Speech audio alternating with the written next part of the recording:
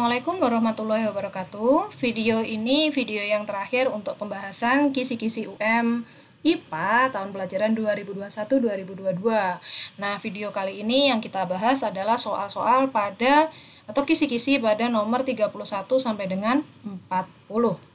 Kita mulai dari nomor 31, materi bioteknologi konvensional. Menentukan jenis mikroba yang digunakan pada proses fermentasi produk biotek konvensional. Nah, di sini yang harus kalian hafalkan adalah beberapa bakteri dan produk yang dihasilkan. Misalnya Lactobacillus bulgaricus untuk membuat yogurt dengan bahan utama adalah susu. Jamur Aspergillus oryzae untuk pembuatan kecap dengan bahan utamanya yaitu kedelai hitam. Ataupun ada jamur Rhizopus oryzae untuk pembuatan tempe dengan bahan utamanya adalah kedelai. Dan yang terakhir ada bakteri Acetobacter aceti untuk membantu pembuatan nata de coco dengan bahan utamanya adalah air kelapa. Dan masih banyak lagi, ini hanya beberapa contoh. Silahkan dihafal bakterinya dan produk yang dihasilkan untuk materi bioteknologi konvensional. Selanjutnya ada di nomor 32, masih tentang bioteknologi, menganalisis peran bioteknologi modern dalam bidang kedokteran ataupun kesehatan. Nah, pada bidang kesehatan atau kedokteran, biotek bisa digunakan untuk pembentukan antibodi, yaitu melawan infeksi akibat bakteri dan jamur. Bisa untuk membuat insulin sintetis, jadi untuk penderita diabetes mellitus. Itu untuk mengontrol kadar gula darah. Bisa untuk membuat vaksin dengan bantuan biotek, meningkatkan tujuan vaksin adalah meningkatkan kekebalan tubuh, ataupun untuk antibodi monoklonal. Untuk apa sih? Untuk membunuh sel tumor dan kanker. Ini adalah beberapa contoh dari hasil biotek di bidang kesehatan. Selanjutnya kita nomor 33, menganalisis dampak dari penerapan biotek dalam berbagai bidang. Nah, ini masih berbagai bidang, ternyata di biotek dalam berbagai bidang.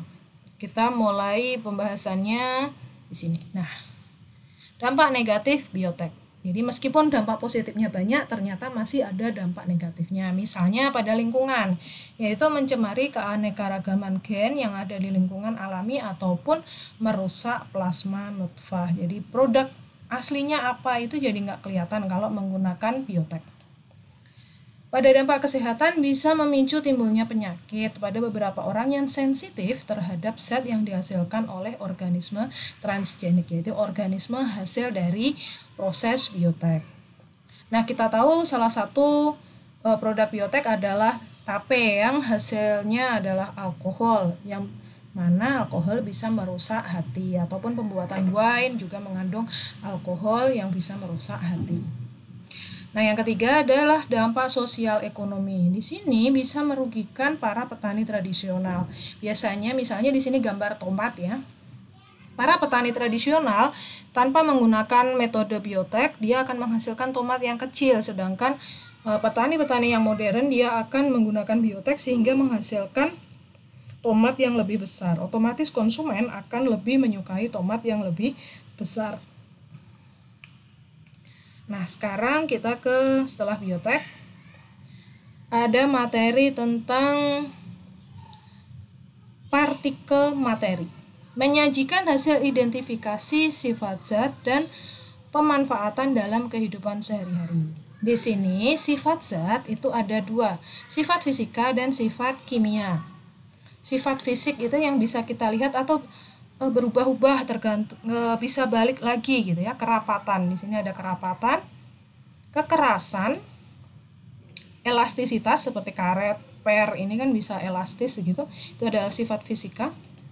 Daya hantar, misal kemampuan aluminium dengan besi untuk menghantarkan panas itu kan berbeda-beda, itu juga sifat fisika. Fisikositas itu kekentalan, ada kemagnetan, jadi dia sama-sama logam, tapi yang satu besi, yang satu baja, otomatis sifat dari magnetnya juga akan berbeda.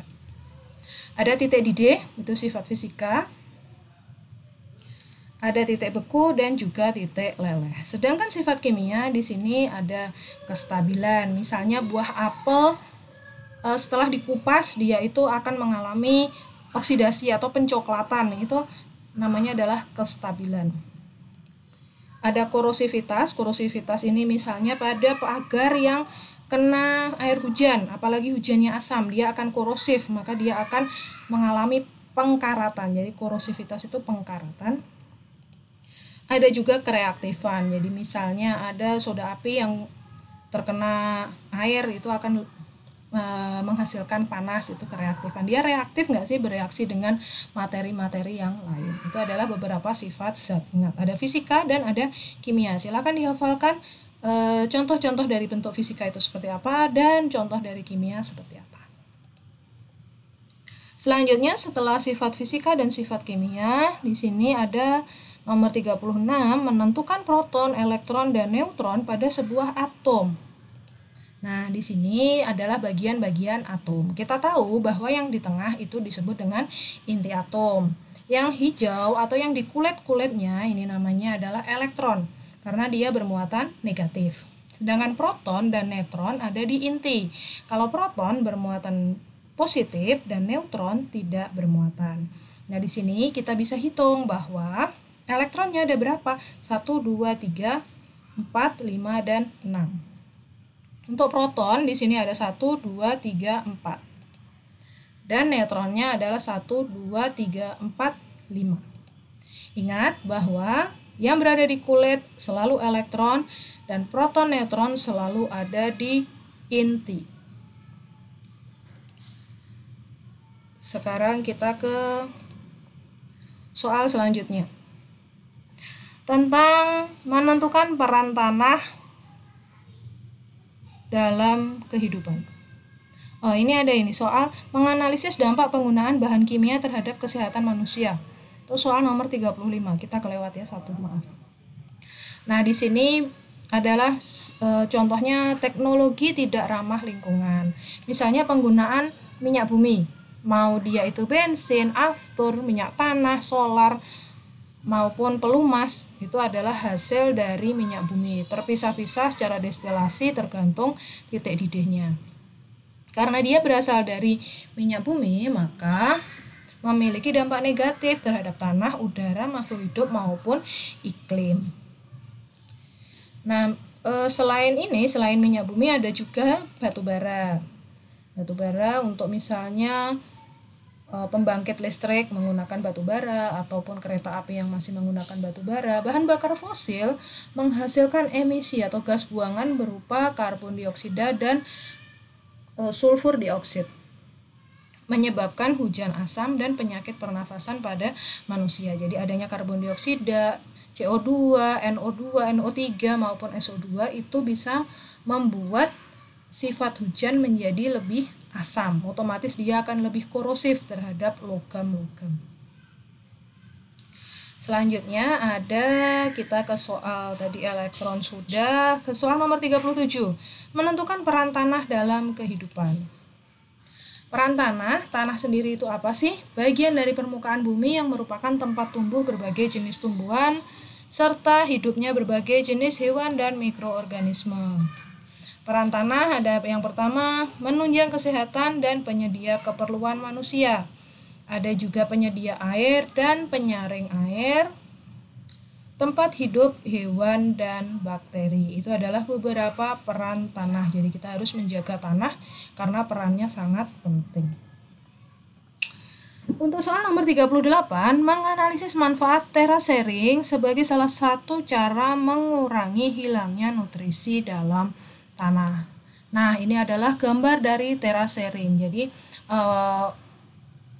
pertanian yang ada di lereng-lereng gunung ataupun di daerah yang daratannya itu tidak datar, maka dianjurkan untuk bertani menggunakan sistem terasering. Diterapkan di persawahan dataran tinggi untuk memaksimalkan penyerapan air hujan dan retensi air agar tidak melimpas cukup cepat sebelum sempat ditahan oleh lapisan tanah. Dengan membuat terasering ini pada lahan yang miring akan memperkecil tingkat kemiringan lereng dan mengurangi panjang lereng sehingga dapat mengurangi tingkat erosi. Jadi nanti mineral-mineral air yang ada di atas mineral-mineral tanah yang ada di permukaan itu tidak akan tergerus atau tererosi oleh air hujan. Akan lebih minim dengan menggunakan terasering. Jadi tanah akan kesuburannya akan relatif stabil. Mampu meningkatkan produktivitas lahan yang miring, menjaga kestabilan lereng, dan konservasi daerah dataran tinggi dan pegunungan. Jadi tidak perlu khawatir meskipun dia itu dataran tinggi ataupun pegunungan tetap bisa digunakan untuk lahan pertanian. Selanjutnya soal nomor 39 tentang teknologi ramah lingkungan. Menjelaskan prinsip teknologi ramah lingkungan. Nah, teknologi ramah lingkungan dikatakan dia ramah jika dia itu sering disebut dengan green teknologi. Bentuk penerapan teknologi yang memperhatikan prinsip-prinsip pelestarian lingkungan. Tujuannya apa? Memberikan kemudahan dan pemenuhan keperluan manusia. Syaratnya disebut dengan teknologi yang ramah lingkungan, memperhatikan kelestarian lingkungan, menggunakan sumber daya yang dapat diperbaharui, dan juga tidak menghasilkan limbah yang berbahaya. Jadi ini 3 syarat wajib yang harus dipenuhi untuk disebut sebagai teknologi yang ramah lingkungan. Selanjutnya adalah nomor 40, soal yang terakhir, menganalisis teknologi yang dapat merusak pada sebuah lingkungan. Nah, di sini dia lebih concern diberikan ilustrasi teknologi transportasi, dapat mengidentifikasi faktor yang merusak lingkungan.